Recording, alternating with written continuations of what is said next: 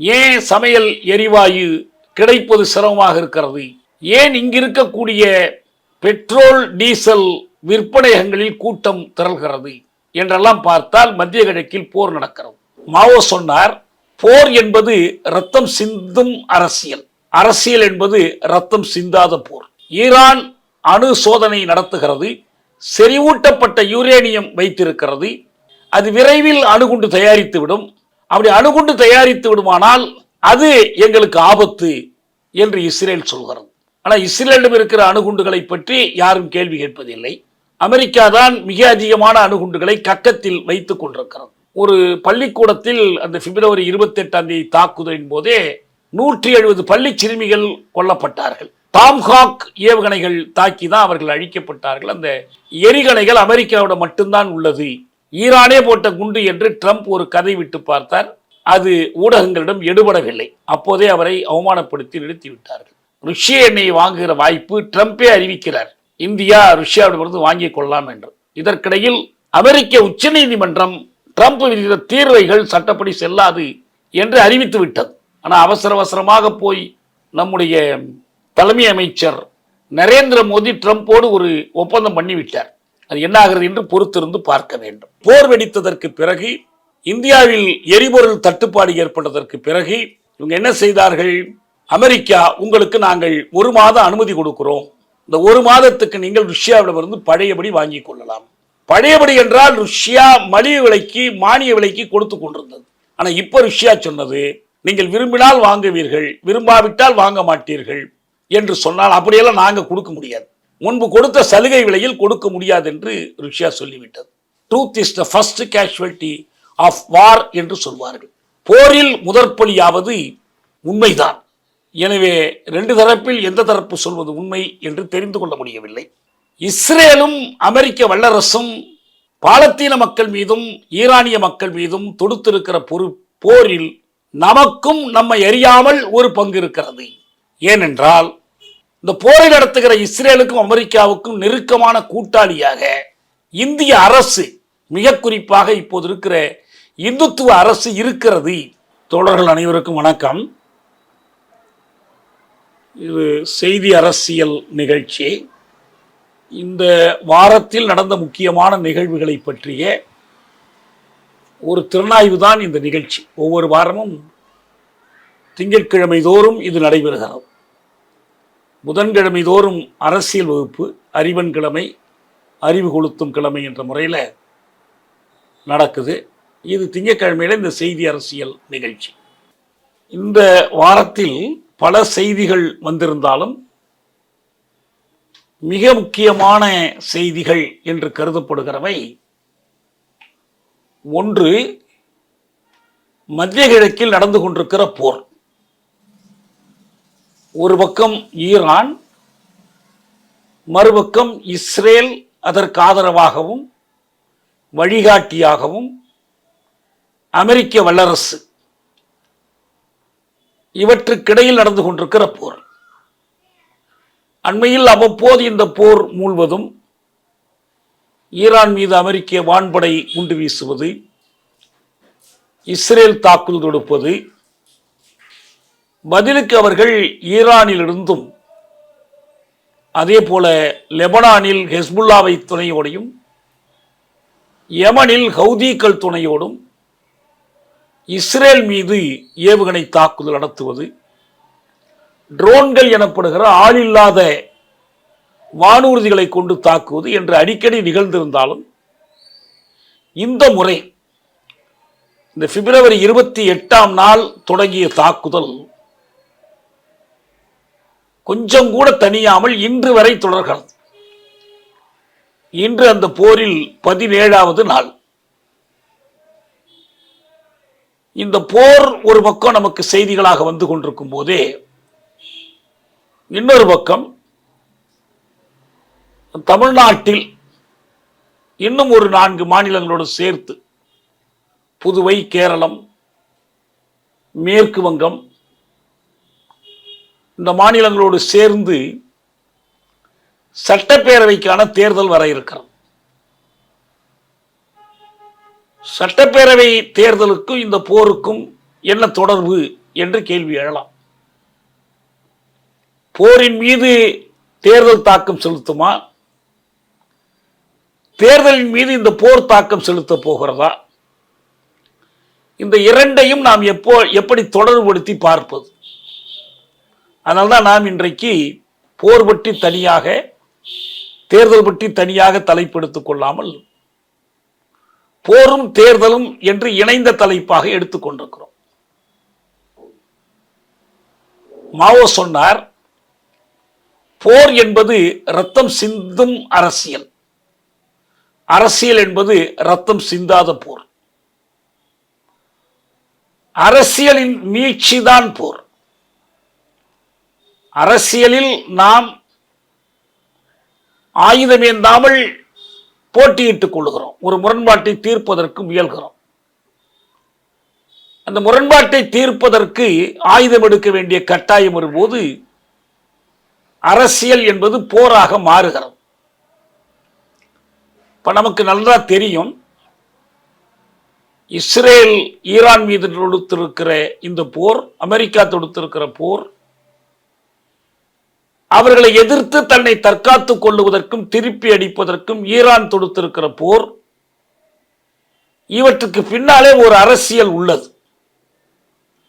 அந்த அரசியலை விளங்கிக் கொள்ளாமல் அந்த போரை நாம் விளங்கிக் கொள்ள முடியாது. நல்ல வேளை தமிழ்நாட்டில் அல்லது இந்தியாவினுடைய பிற மாநிலங்களில் அரசியல் அரசியலாக மட்டும் இருக்கிறது. ஓரளவுக்கு வன்முறை நேர்ந்தால் கூட அது ஒரு போராக மாறவில்லை. அதற்கான சூழல் இல்லை, அதற்கான தேவை இல்லை. ஆகவே இங்கு உலக அரங்கத்தில் போராக மாறியுள்ள அரசியல் குறித்தும், தமிழ்நாட்டு அளவில் போராக வடிவம் பெறாத அரசியல் குறித்தும் நாம் பேச வேண்டி இருக்கிறது. இந்த போரை குறித்து சில செய்திகளை நமக்கு முன்னாலே வைத்துக் கொள்ள வேண்டும். இன்றைக்கு தகவல் தொடர்புத்துறை, ஊடகத்துறை, செயற்கை அறிதிறன் இதெல்லாம் எந்த அளவுக்கு வளர்ச்சி பெற்றிருக்கிறது என்றால், போர்க்கள செய்திகளை, போர்க்களம் தொடர்பான செய்திகளை, உண்மை செய்திகளையும் பொய் செய்திகளையும் உடனுக்குடன் நாம் தெரிந்து கொள்ள முடிகிறது. இங்கு நாம் இதை பற்றி பேசிக் கொண்டிருக்கிற போது 2000-3000 கிலோமீட்டருக்கு அப்பால் போர் நடக்கிற பகுதியில் என்ன நடந்து கொண்டிருக்கிறது என்பதை உடனுக்குடன் நாம் செய்திகளாக பெறுகிறோம். அல் ஜசீரா போன்ற ஊடகங்கள் இந்த செய்திகளை ஓரளவுக்கு உண்மைக்கு நெருக்கமாக நமக்கு கொடுக்கின்றன. அதற்காக களத்தில் நின்று பணியாற்றுகிற அந்த ஊடகர்கள் உயிரை பணயம் வைத்து இந்த வேலையை செய்து கொண்டிருக்கிறார்கள். அவர்கள் மட்டும் அந்த பணியை செய்யவில்லை என்றால் நமக்கு உண்மை செய்திகள் பலவும் தெரியாமல் போய்விடும். இது வெறும் செய்திகளாக, இப்ப நாம் ஏற்கனவே 2008-9 காலத்தில் ஈழத்தின் மீதான ஒரு இனவழிப்பு போர் நடைபெற்ற போது இந்தியா உள்ளிட்ட வல்லரசுகளின் ஆதரவோடு சிங்கள பேரினவாத அரசு பயங்கரவாதத்தை ஒழிக்கிறோம், புலிகளை ஒழிக்கிறோம் என்ற பெயரில் தமிழீழ மக்கள் மீது தொடுத்த அந்த இன அழிப்பு போர் குறித்து தொடர்ந்து செய்திகளை கவனித்து வந்தோம். இந்திய அரசினுடைய வானொலி, தொலைக்காட்சிகள் முடிந்தவரை அந்த செய்திகளை மறைத்தும் திரித்தும் நமக்கு கொடுத்து கொண்டிருந்தன. நிறைய பொய் செய்திகளை வெளியிட்டுக் கொண்டிருந்தார்கள். அதையும் மீறி நமக்கு சில உண்மை செய்திகளை சில செய்தியாளர்கள் வழியாக நம்மால் பெற முடிந்தது. இன்றைக்கு இந்த போரில் ஈரான் அரசு தொழில்நுட்ப சாதனங்களுக்கு தடை விதித்திருக்கிறது. நீங்க அங்கிருந்து மின்னஞ்சல் அனுப்ப முடியாது, படங்களை அனுப்ப முடியாது, எல்லாமே தணிக்கைக்குட்பட்டதுதான். இஸ்ரேலும் அதே போலத்தான். இஸ்ரேலிடமிருந்தும் நமக்கு முழுமையான செய்திகள் கிடைப்பதில்லை. முழுக்க முழுக்க அவர்கள் இருட்டடிப்பு செய்து கொண்டிருக்கிறார்கள். அமெரிக்காவில் ஒரு வாய்ப்பு இருக்கிறது. அந்த நாட்டினுடைய குடியரசுத் தலைவரை எதிர்த்து CNN ஊடகத்தைச் சேர்ந்த ஒரு செய்தியாளர் நேருக்கு நேர் கேள்வி கேட்கிறார்.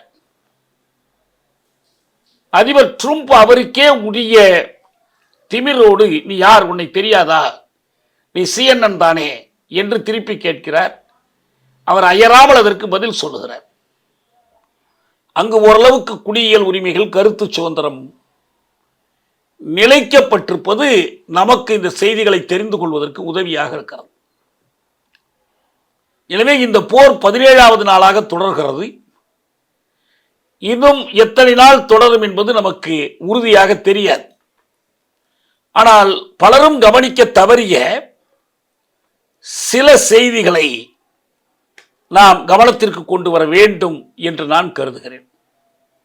அதில் ஒரு முக்கியமான ஒரு செய்தி என்னவென்றால், இந்த போர் ஏற்படுத்தி இருக்கிற தாக்கம், உயிரிழப்புகள் ஈரானை பொறுத்த வரைக்கும் அது கிட்டத்தட்ட 31 அல்லது 33 மாகாணங்கள் இருக்கு, முக்கியமான நகரங்கள் இருக்கின்றன. படிப்பறிவு, பண்பாடு, நாகரிகத்தில் நல்ல உயர்ந்த ஒரு நாடு அது. அந்த நாட்டின் மீது, முக்கியமான நகரங்கள் மீதெல்லாம் தொடர்ச்சியான தாக்குதலை அமெரிக்க அரசினுடைய, இஸ்ரேலினுடைய போர் விமானங்களும் ஏவுகணைகளும் நடத்தி இருக்கின்றன. இன்னும் சொல்ல போனால் பங்கர் பஸ்டர் என்ற பெயரில் பதுங்கு குழிகளுக்குள் 100-200 மீட்டர் ஆழத்திற்கு கூட உள்ளே ஊடுருவி நுழைந்து உள்ளே போய் வெடித்து சிதறக்கூடிய குண்டுகளை பயன்படுத்தி இருக்கிறார்கள். ஈரான் அணு சோதனை நடத்துகிறது, செறிவூட்டப்பட்ட யுரேனியம் வைத்திருக்கிறது. அது விரைவில் அணுகுண்டு தயாரித்துவிடும். அப்படி அணுகுண்டு தயாரித்து விடுமானால் அது எங்களுக்கு ஆபத்து என்று இஸ்ரேல் சொல்கிறது. ஆனால் இஸ்ரேலிடம் இருக்கிற அணுகுண்டுகளை பற்றி யாரும் கேள்வி கேட்பதில்லை. அமெரிக்கா தான் மிக அதிகமான அணுகுண்டுகளை கக்கத்தில் வைத்துக் கொண்டிருக்கிறது. கொரோனா பெருந்தொற்று காலத்தில் நோம் சோம்ஸ்கி சொன்னார், அமெரிக்க வல்லரசுக்கு பெருந்தொற்று நோயாளிகளுக்கு மருந்து கொடுப்பதற்கு வசதி இல்லை, அவர்களால் மூச்சு விடுவதற்கான எந்திரங்கள், ஆக்சிஜன் இயந்திரங்கள், வென்டிலேட்டர் வாங்கி கொடுக்க முடியவில்லை, ஆனால் ஆயுதங்களை குவித்து வைத்திருக்கிறார்கள், அணு ஆயுதங்களை. வல்லரசு எவ்வளவு ஈவிரக்கமற்ற ஒரு வல்லரசியம் என்று அவர் எடுத்துக்காட்டினார். அந்த பின்னணியில்தான் அமெரிக்காவும் தன்னிடம் இருக்கிற அணுகுண்டுகளை பற்றி பேசுவதில்லை, ஆனால் ஈரானிடம் அணுகுண்டு தயாரித்து விடவும் இல்லை. அதே நேரத்தில் அவர்கள் செறிவூட்டப்பட்ட யுரேனியம் வைத்திருக்கிறார்கள், அதை கைப்பற்ற வேண்டும் என்று, அணு சோதனைகளை நிறுத்த வேண்டும் என்று கேட்கிறார்கள். அதற்காக அவர்கள் ஈரானுடைய மிக முக்கியமான விஞ்ஞானிகள், அறிவியல் வல்லுநர்கள், அணு அறிவியல் வல்லுநர்களை, வீடுகளுக்குள் உறங்கிக் கொண்டிருந்தவர்களை கூட இஸ்ரேல் தேடி சென்று தாக்கியது. இதை ட்ரம்பே சொல்கிறார், இஸ்ரேல் இப்படி பல விஞ்ஞானிகளை எல்லாம் குறிவைத்து அழித்திருக்கிறது என்று. இந்த தாக்குதல் இது தவிர ஒரு பள்ளிக்கூடத்தில் அந்த பிப்ரவரி 28 தாக்குதலின் போதே 170 பள்ளி சிறுமிகள் கொல்லப்பட்டார்கள். டாம்ஹாக் ஏவுகணைகள் தாக்கி தான் அவர்கள் அழிக்கப்பட்டார்கள். அந்த எரிகணைகள் அமெரிக்காவோட மட்டும்தான் உள்ளது, ஈரானே போட்ட குண்டு என்று ட்ரம்ப் ஒரு கதை விட்டு பார்த்தார். அது ஊடகங்களிடம் எடுபடவில்லை. அப்போதே அவரை அவமானப்படுத்தி நிறுத்திவிட்டார்கள். இதுபோல நூற்றுக்கணக்கானவர்கள், ஒரு 3000 பேருக்கு மேல் இறந்திருக்கிறார்கள், ஏராளமானவர்கள் காயமடைந்திருக்கிறார்கள். இஸ்ரேல் மிக உயர்ந்த, அதி உயர்ந்த பாதுகாப்பை அயர்ன் டோம் என்ற பெயரில் இஸ்ரேலை நோக்கி வரக்கூடிய எரிகணைகளை வழிமறித்து தாக்கக்கூடிய அளவுக்கு வைத்திருக்கிறது. அவற்றை வானிலேயே தடுத்து நிறுத்தி அழிப்பதற்கான ஏற்பாடெல்லாம் எல்லாவற்றையும் மீறி காசாவில் இஸ்ரேல் ஏற்படுத்திய அந்த நாசத்தை இன்றைக்கு டெல்லவிவில் அனுபவித்துக் கொண்டிருக்கிறது. இஸ்ரேலுடைய வடபகுதி முழுவதும் சிதைக்கப்பட்டிருக்கிறது.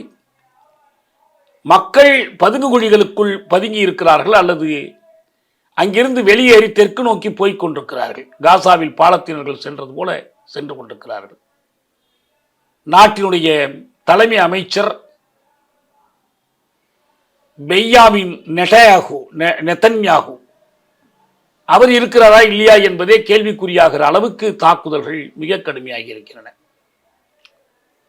ஆனா இங்கு இன்னொரு கோணம் இருக்கிறது. இன்னும் ஒரு கோணம் என்பதை காட்டிலும் 2 கோணம் இருக்கிறது. ஒன்று,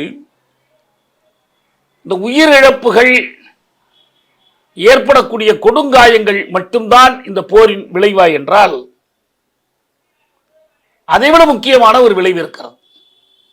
அது என்னவென்றால், இது நமக்கெல்லாம் சொல்லி தெரிய வேண்டியதில்லை. ஏன் சமையல் எரிவாயு கிடைப்பது சிரமமாக இருக்கிறது, ஏன் இங்கு இருக்கக்கூடிய பெட்ரோல் டீசல் விற்பனையகங்களில் கூட்டம் திரள்கிறது என்றெல்லாம் பார்த்தால் மத்திய கிழக்கில் போர் நடக்கிறது.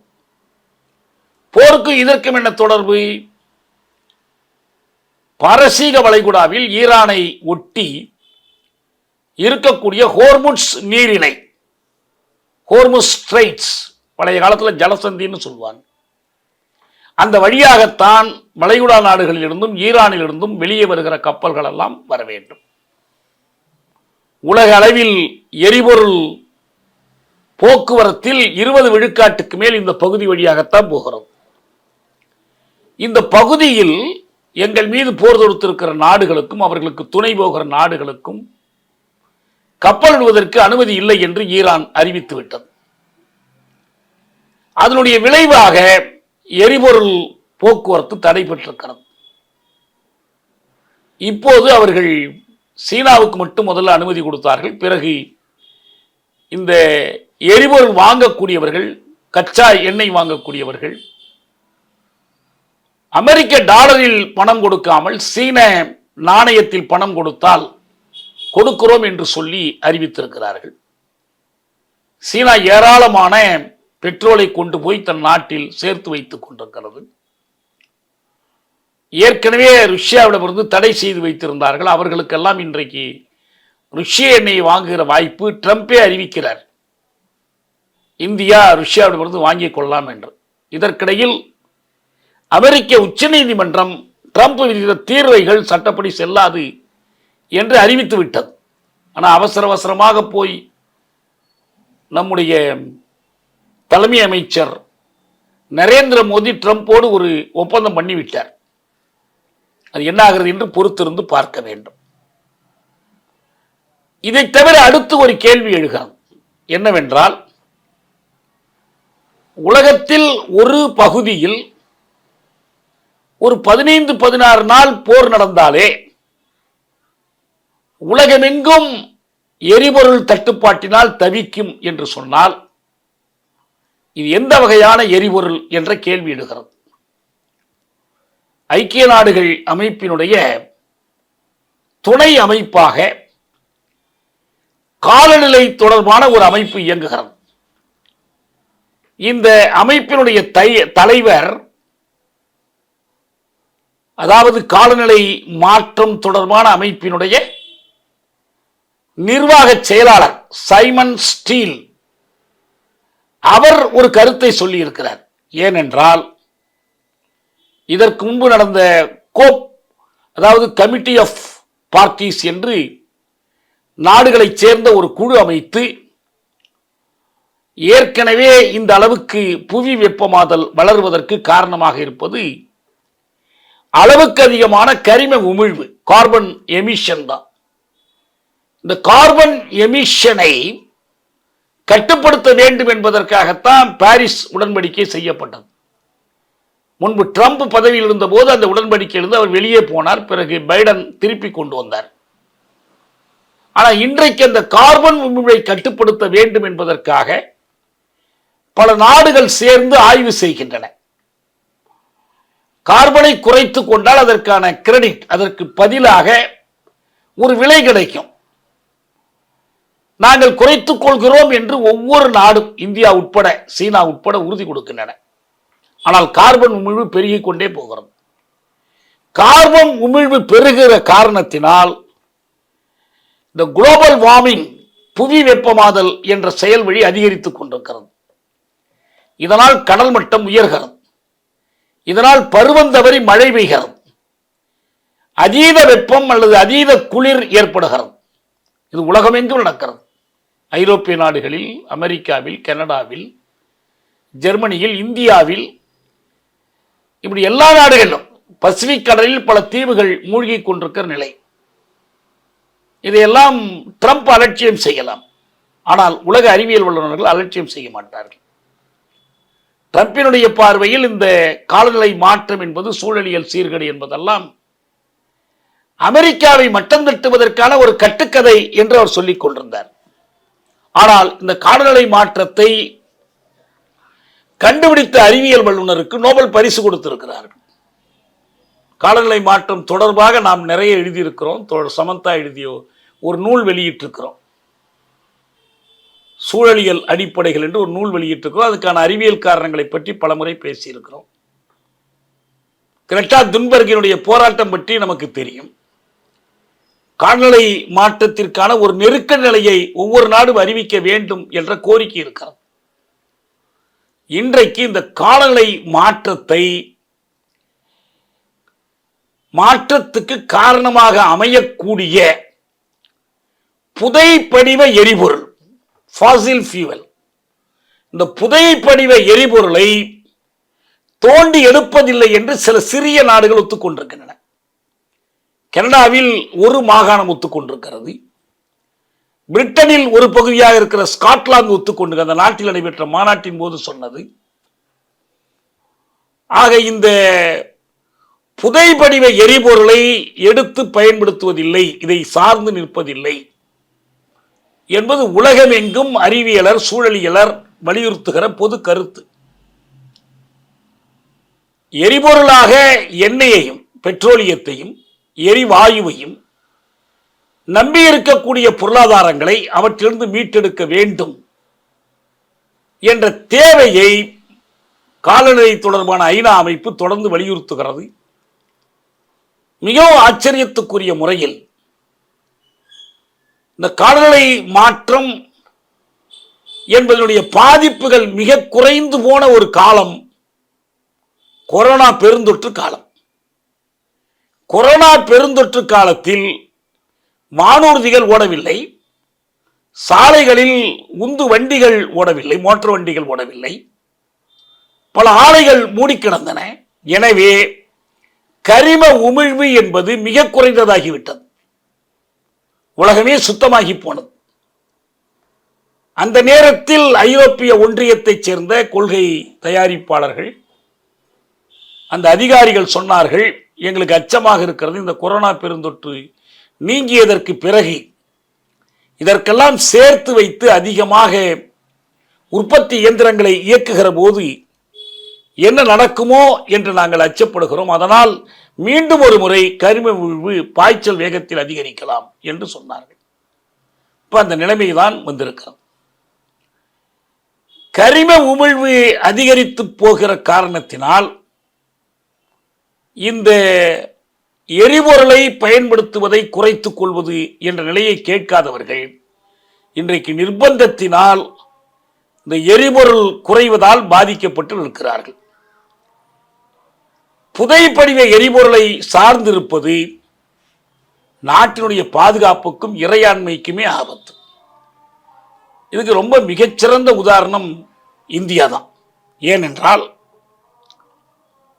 இந்த போர் தொடங்கி எரிபொருள் விலைகள் உயர்கிற போது அமெரிக்கா,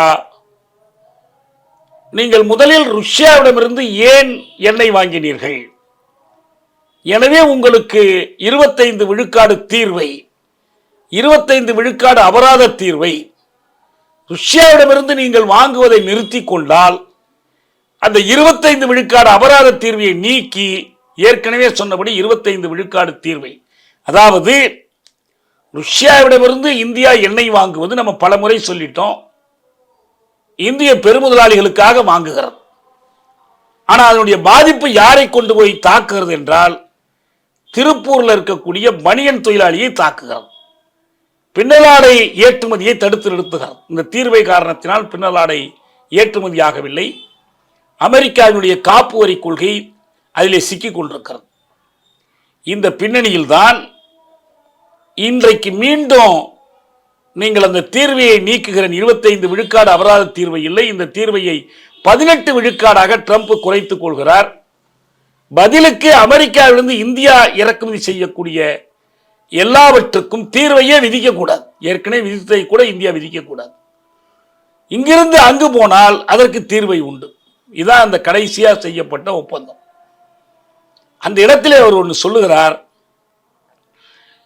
இந்தியா இந்த ஒப்பந்தப்படி நடந்து கொள்கிறதா என்பதை கண்காணிக்கிற பொறுப்பை அமெரிக்காவினுடைய வர்த்தகத்துறை செயலரிடம் நான் ஒப்படைக்கிறேன். அவர் பார்த்து எனக்கு ரிப்போர்ட் செய்வார். இந்தியா ஒழுங்காக சொன்னபடி நடந்து கொள்கிறதா இல்லையா என்பதை அவர் சொல்வார். அதற்கேற்ப முடிவுகள் எடுப்போம்னு சொன்னார். இப்ப இந்த நிலைமையை போர் வெடித்ததற்கு பிறகு, இந்தியாவில் எரிபொருள் தட்டுப்பாடு ஏற்பட்டதற்கு பிறகு இவங்க என்ன செய்தார்கள்? அமெரிக்கா, உங்களுக்கு நாங்கள் 1 மாத அனுமதி கொடுக்கிறோம், இந்த 1 மாதத்துக்கு நீங்கள் ருஷ்யாவிடமிருந்து பழையபடி வாங்கிக் கொள்ளலாம். பழையபடி என்றால் ருஷ்யா மலிவு விலைக்கு மானிய விலைக்கு கொடுத்து கொண்டிருந்தது. ஆனால் இப்போ ருஷ்யா சொன்னது, நீங்கள் விரும்பினால் வாங்குவீர்கள், விரும்பாவிட்டால் வாங்க மாட்டீர்கள் என்று சொன்னால் அப்படியெல்லாம் நாங்கள் கொடுக்க முடியாது, முன்பு கொடுத்த சலுகை விலையில் கொடுக்க முடியாது என்று ருஷ்யா சொல்லிவிட்டது. இதுதான் இவங்களுடைய இறையாண்மையினுடைய லட்சணம். எந்த இறையாண்மையும் இல்லை. இவங்க கொள்கையை இவங்க தீர்மானிக்க முடியாது. வாங்குற பொருளுக்கு இவர்கள் விலை வைக்க முடியாது. விற்கிற பொருளுக்கு இவர்கள் விலை நிர்ணயிக்க முடியாது. இது உலக நாடுகளை எல்லாம் பாதித்திருக்கிறது. இந்தியாவுக்கு மட்டும்தான் இல்லை, ஐரோப்பிய நாடுகளுக்கு இந்த நெருக்கடி, ஜப்பானுக்கு இந்த நெருக்கடி. ஜப்பான்லாம் ஏற்கனவே நிறைய சேமித்து வைத்திருக்கிறார்கள், அதையெல்லாம் வெளியே கொண்டு வர்றாங்க. 100 ரூபாய் ஒரு பீப்பாய் கச்சா எண்ணெய் $100 என்பதற்கு பதில் $150 உயர்ந்தது. இந்த ஹோர்முஸ் நீரிழை தொடர்ந்து மூடப்பட்டிருந்தால் $200 உயரும் என்று அஞ்சப்படுகிறது. இப்ப அமெரிக்கா சொல்கிறது, உங்களுக்கெல்லாம் ஹோர்முஸ் நீரிழை வழியாக கப்பல் போகணும்னு சொன்னால் எல்லாரும் படை அனுப்புங்க, நாட்டோ நாடுகள்லாம் படை அனுப்புங்க. பிரான்சிலிருந்து மேக்ரோன் ஈரானுக்கு ஒரு அறிவிப்பு கொடுத்தார், திறந்து விடுங்கள், ஹோர்முஸ் நீரிணையை திறந்து விடுங்கள். ஈரான் பதில் சொன்னது, வா நீயே வந்து திறந்து பார் என்று பதில் சொன்னது. எங்களையே திறக்க சொல், நீ வா வந்து திறந்து கொள் என்று பதில் சொன்னது. ஆக எல்லாமே இறையாண்மை பற்றிய கேள்வியாக இது மாறுகிறது. கடலோரத்தில் இருக்கிற ஒரு நாடு என்ற முறையில் ஈரானுக்குத்தான் அங்கே இறையாண்மை உண்டு. தங்கள் மீது குண்டு போட்டுக் கொண்டு தங்களுடைய பள்ளி குழந்தைகளை அழித்துக் கொண்டு தங்கள் நாட்டில் ஆட்சி மாற்றம் ஏற்படுவதற்காக மக்களை கொலை செய்கிறோம் என்று சொல்லுகிற அரசுகளுக்கு தடை விதிக்கிற எல்லா உரிமையும் ஈரானுக்கு இருக்கிறது. அந்த நாட்டு அதிபரையே கொன்று விட்டார்கள், மக்கள் மீது தொடர்ந்து தாக்குதல் நடத்துகிறது. எனவே தடுக்கிறது. கடைசியா இந்தியாவுக்கு ஒரு கப்பலை அனுமதித்து விட்டார்கள்.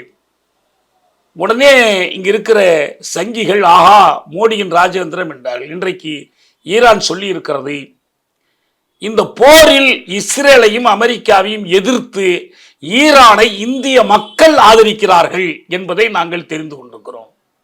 நீங்க செய்தி பார்த்திருப்பீர்கள், காஷ்மீரில் இந்த போருக்கு எதிராக ஒரு பெரிய ஆர்ப்பாட்டம் நடந்து சிறை சென்று மீண்டிருக்கிறார்கள் அந்த போராட்டத்தில் ஈடுபட்டவர்கள். இதை மதித்து நாங்கள் இந்திய கப்பல்களை தடுப்பதில்லை என்று அவர்கள் அறிவித்திருக்கிறார்கள். இல்லை, இந்த போர் விரிவடைகிற போது என்னென்ன நடக்குமோ தெரியாது. அங்கே கார்க் என்று ஒரு தீர்வு இருக்கிறது. ஈரானுடைய பெரிய எண்ணெய் குதங்கள் அங்குதான் இருக்கு, அங்கிருந்து தான் ஏற்றுமதி அனுப்புவார்கள். அதை மீது தாக்கி அழிக்கிறார்கள். இராணுவ இலக்குகள் மட்டுமல்ல, பொருளியல் இலக்குகள் தாக்கப்படுகின்றன. பொருளியல் இலக்குகள் மட்டுமல்ல, நிதிசார் இலக்குகள், பினான்சியல் டார்கெட்ஸ், வங்கிகளை தாக்குகிறார்கள். அதான் இந்த நிலைமை. அதனால சுருக்கமாக சொன்னால், இந்த போர் எப்படி வளர்ந்து செல்லும் நம்மால் ஊகமாக சொல்ல முடியாது. ஆனால் 3 வாய்ப்புகள் உண்டு. ஒன்று, இதுவரை இஸ்ரேலுக்கு ஏற்பட்டிருக்கிற சேதம், அமெரிக்காவுக்கு ஏற்பட்டிருக்கிற சேதம், இவற்றின் காரணத்தினால் இஸ்ரேலுக்குள்ளேயும் அமெரிக்காவுக்குள்ளேயும் இந்த போருக்கு தலைதூக்கி இருக்கிற எதிர்ப்பு, இதனால் இந்த போரை தொடர்ந்து நடத்தி செல்வதில் அமெரிக்காவுக்கும் இஸ்ரேலுக்கும் இடையில் எழக்கூடிய இணக்கப்படுத்த முடியாத முரண்பாடுகள், இவற்றின் காரணத்தினால் ஏதோ ஒரு காரணத்தை சொல்லி போரை அவர்கள் நிறுத்திக் கொள்ளலாம். இரண்டாவது, நேரடியாக காலாட்படைகளை, தரைப்படைகளை கொண்டு போய் ஈரானுக்குள் இறக்குகிற முயற்சி. இது கடந்த காலத்தில் ஈராக்கில் நடந்தது, ஆப்கானிஸ்தானில் நடந்தது, இன்னும் முன்னாலே வியட்நாமில் நடந்தது, உலகின் பல பகுதிகளில் நடந்திருக்கிறது. இப்போது 5000 கடல்சார் படைகளை கொண்டு போய் அந்த பகுதியிலே இறக்கி இருக்கிறது. மிகப்பெரிய வான்தாங்கி கப்பல்களை கொண்டு போய் நிறுத்தி இருக்கிறார்கள். திரும்ப திரும்ப இவற்றின் மீது தாக்குதல் நடத்தினாலும் இந்த போர் முயற்சி தொடர்ந்து கொண்டிருக்கிறது. ரெண்டு தரப்பில் யார் சொல்வதை நம்புவது என்று தெரியவில்லை. Truth is the first casualty of war என்று சொல்வார்கள். போரில் முதற்பலியாவது உண்மைதான். எனவே ரெண்டு தரப்பில் எந்த தரப்பு சொல்வது உண்மை என்று தெரிந்து கொள்ள முடியவில்லை. இந்த பின்னணியில்தான் நாம் இந்த போரின் வாய்ப்பு என்பது அப்படி ஒரு நிலை படை வருவதாக இருக்கலாம், அல்லது இறுதிக்கட்டமாக அவர்களுக்கு அணுகுண்டை ஒழிப்பதற்கு நாங்கள் போகிறோம் என்று சொல்லிவிட்டு அவர்கள் அணுகுண்டை பயன்படுத்துகிற நிலை வருமானால் அது மிகப்பெரிய உலகச் சூழலில் ஒரு பெரிய பாதிப்பை ஏற்படுத்தும். தொடர்ந்து இந்த போரை நடத்துவதற்கு உலகம் அமெரிக்காவையும் இஸ்ரேலையும் அனுமதிக்காது என்று நம்புவோம். என்ன நடக்கிறது என்று நாம் பொறுத்திருந்து பாருங்கள். இதற்கிடையில் தான் இந்த சூழலில் நமக்கு என்ன பங்கு, தமிழ்நாட்டு மக்களுக்கு என்ன பங்கு இருக்கிறது? சில அமைப்புகள் இந்த போருக்கு எதிராக சென்னையிலே ஆர்ப்பாட்டம் நடத்திய போது பார்ப்பன ஏடுகள் கேலி செய்தார்கள்.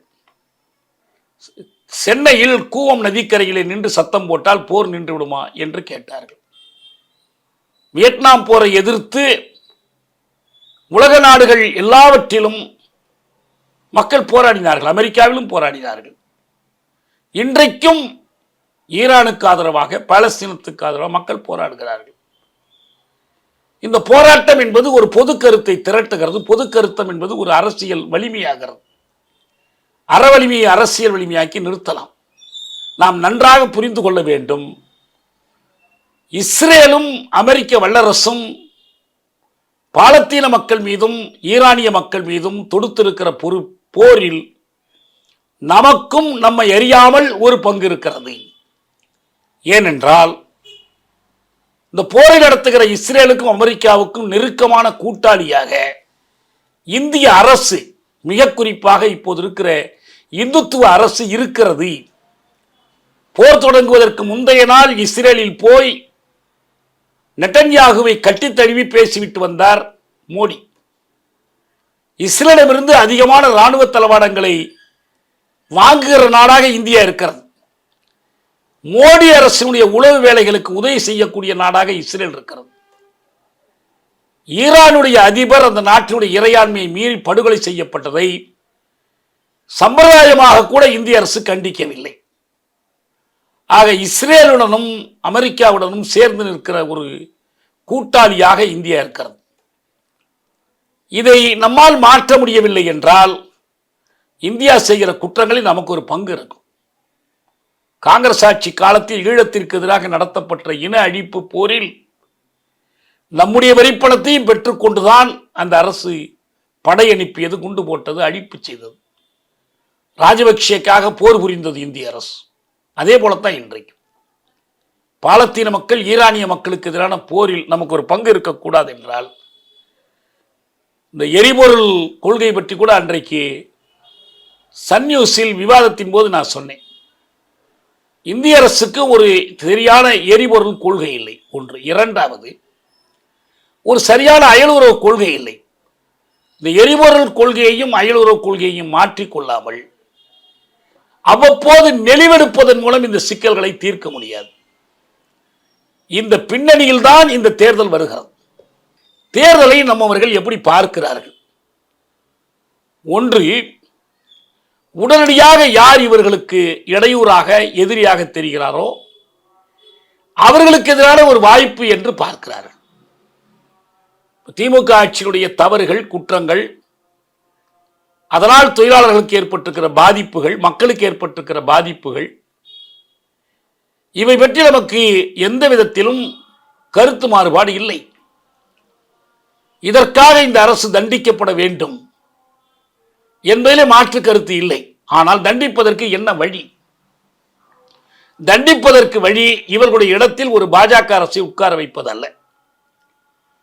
அதிமுக தலைமையிலான கூட்டணி என்பது ஒரு பாஜக கூட்டணி, தேசிய ஜனநாயக கூட்டணி. திமுக அரசை போல 100 மடங்கு குற்றங்களை செய்து கொண்டிருக்கிற அரசை நடத்தி கொண்டிருப்பதுதான் இந்த என்டிஏ. குஜராத், உத்தரப்பிரதேசம், அஸ்ஸாம், எந்த இடத்தில் நீங்கள் பார்த்தாலும் ஒப்பிட்டு சொல்ல முடியாத அளவுக்கு தமிழ்நாட்டை போல் பன்மடங்கு கேவலமான சீரழிந்த ஒரு நிலைப்பாடு. பெண்களுக்கு எதிரான குற்றங்கள், காவல்துறையினுடைய அத்துமீறல்கள், மோதல் கொலைகள், காவல் நிலைய சித்திரவதைகள், எல்லாவற்றிலும். ஆனால் இவற்றிலிருந்து மீள்வதற்கு ஒரு சரியான கொள்கை வழிபட்ட அணுகுமுறை இந்த அரசிடம் இல்லை என்பதுதான் நம்முடைய விமர்சனம், குற்றச்சாட்டு. அதற்கான போராட்டம் தொடரும். ஆனால் அந்த போராட்டம் இவர்களிடத்தில் அதிமுகவை, பாஜகவை கொண்டு வந்து உட்கார வைப்பதாக இருக்கக்கூடாது. இங்கே போராட்டம் ஒன்றுதான். ஸ்டாலின் சொல்வது சரியானது. தில்லி அரசுக்கும் தமிழ்நாடு மக்களுக்குமான போராட்டம் இது. தமிழ்நாட்டு மக்களின் கையில் கிடைத்திருக்கிற ஒரு கருவிதான் திமுக தலைமையிலான கூட்டணி. இந்த கூட்டணியில் யார் இருக்க போகிறார்கள், யார் விலகப் போகிறார்கள், யார் வேறு கூட்டணி அமைக்க போகிறார் நமக்கு தெரியாது. ஆனால் பாஜக கூட்டணி தமிழ்நாட்டில் அதிகாரத்தை கைப்பற்றுவதை தடுப்பதற்குரிய ஒரே ஒரு வாய்ப்பு இந்த கூட்டணி தான், எவ்வளவு மோசமா இருந்தாலும். இது யாருக்கோ வாய்ப்பு கொடுப்பது. நம்முடைய அப்பாவித்தனமாக இளைஞர்கள், பெண்கள் இவருக்கு ஒரு வாய்ப்பு கொடுப்போமே என்று பேசுகிறார்கள். உங்க வீட்டில் பெண் இருந்தால் ஒரு வாய்ப்பு கொடுங்கள் அவருக்கு. உங்கள் அலுவலகத்திலே ஒரு வேலையிடம் காலியாக இருந்தால் அவருக்கு ஒரு வாய்ப்பு கொடுங்கள். ஆனால் அரசியல் போராட்டத்தில் எவ்வளவு அரைகுறையான அதிகாரமாக இருந்தாலும் வாய்ப்பு என்ற பெயரில் ஒருவருக்கு கொடுப்பது என்பது ஏதோ சினிமாவில் ஒரு சான்ஸ் கேட்கிற மாதிரி இருக்கு. எனக்கும் ஒரு சான்ஸ் கொடுங்க, இதை நாம் எந்த வகையிலும் ஏற்றுக்கொள்ள முடியாது. அதனால நமக்கு அடிப்படை யுக்தி என்பது பாயச எதிர்ப்பு போராட்டத்தினுடைய தொடர்ச்சி. 24 தேர்தலில் வேண்டவே வேண்டாம், மோடி வேண்டாம் என்ற நிலைப்பாடு எடுத்தோம். இந்த தேர்தலிலும் இந்த போராட்டம் முதலமைச்சர் பதவிக்கான தேர்தல் அல்ல, ஸ்டாலின் வேண்டுமா வேண்டாமா என்ற தேர்தல் அல்ல, அல்லது எடப்பாடி வேண்டுமா வேண்டாமா என்ற தேர்தல் அல்ல, சீமான் தனியாக அடிக்கிற கூத்துக்கு நாம் ஆதரவு கொடுக்க வேண்டும் என்பதற்கான தேர்தலும் அல்ல, மோடி கூடாது, மோடி பதவி விலக வேண்டும், மோடியை வீட்டுக்கு அனுப்ப வேண்டும் என்று தீர்ப்பெழுத வேண்டிய ஒரு தேர்தல் இது. அதுக்கு ஒரு வழிதான் இருக்காது. நீங்கள் ஒரே நேரத்தில் எல்லாரையும் தோற்கடிக்க முடியாது. நீங்கள் திமுகவை தோற்கடிக்க விரும்பினால் அதுக்கு வேறொரு சந்தர்ப்பத்தில் தோற்கடிக்கலாம். ஆனால் பாஜகவை தோற்கடிப்பதுதான் உங்கள் நோக்கம். பாஜகவையும் பாஜகவினுடைய ஏஜென்ட்டாக செயல்படுகிற எடப்பாடியையும் தோற்கடித்தால்தான் தமிழ்நாட்டினுடைய அரசியல்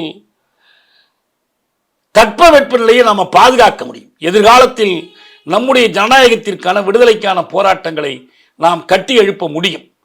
அந்த பார்வையோடு நாம் பார்த்தோமானால் இன்றைக்கு மனிதகுலம் அணு ஆயுத போரின் ஆபத்தின் விளிம்பில் தடுமாறிக் கொண்டிருக்கிற ஒரு நேரத்தில் நமக்கொரு பங்களிப்பு தமிழ்நாட்டு மக்களுக்கு இருக்க வேண்டும்.